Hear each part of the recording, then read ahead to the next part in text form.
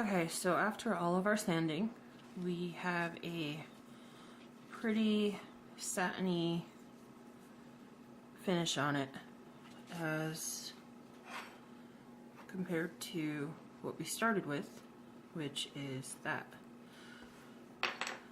So the next step, I actually take a nail block and I go for the buff and the shine. Smooth might actually be okay and even out as well. It's just that I have the fine sandpaper, which I find easier than rubbing a block on it. So, buff. And this may not actually do as much as I think it does, but I swear it gave it more shine in the end. So, I just hit it with the buff part.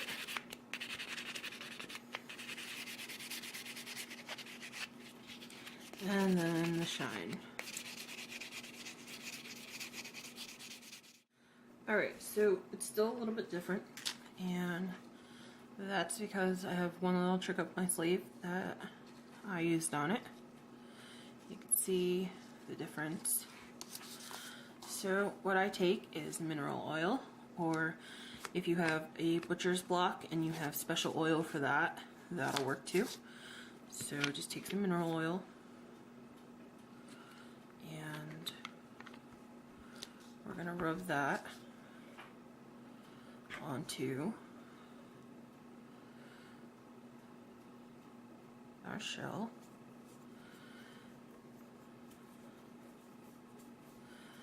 Just get it in all the nooks and crannies.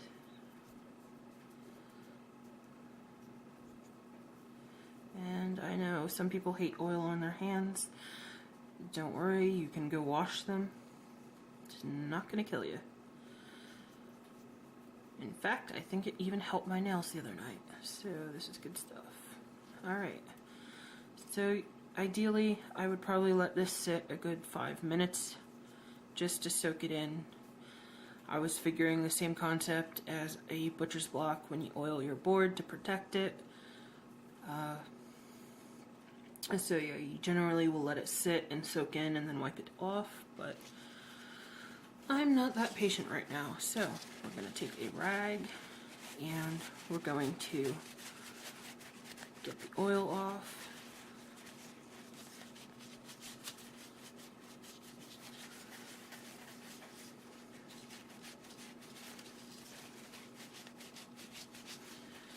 So make sure it's nice and buffed and clean so it's not oily.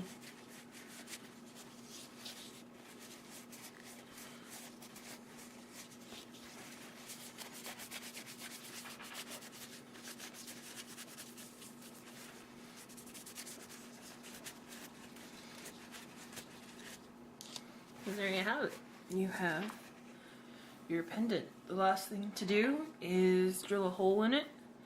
So I have a little hand drill here that I purchased at the craft store in the woodworking section.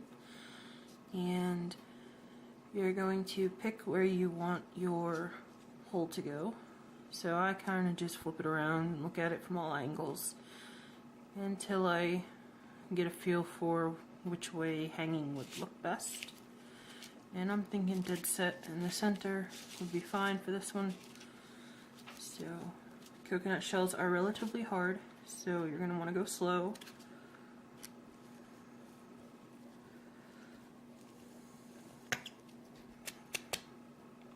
Alright, so I made a little pock mark as a guide, and now you just go. If you have a power drill, feel free to use that.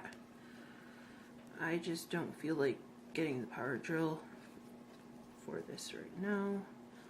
Not to mention the noise would probably annoy you guys, so I'm going the safe route.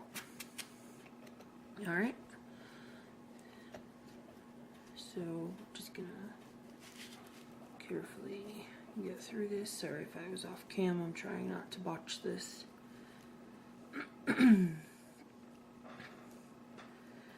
Alright, come on.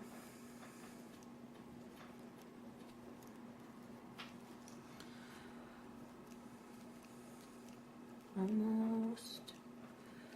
Come on. There we go. Alright, so just back it out, brush it off, and you've got a hole. So you can hang a jump ring in there and then put it on a cord. And you'll have a unique coconut pendant. They really are a labor of love in a sense if you're doing it all by hand, because they do take a lot of work. Not much time, but work. My hand is killing me already just from doing this one. So if you have the tools to sand it with an electrical sander, go for it. Mass producing them by hand, probably not a good idea. You're looking at nice arthritis in the future. So yeah, that is how you would do the pendants. Just go ahead, stick your jump ring in there. I actually prefer the oval ones for this kind of project because it seems to settle better and give you more room to hang your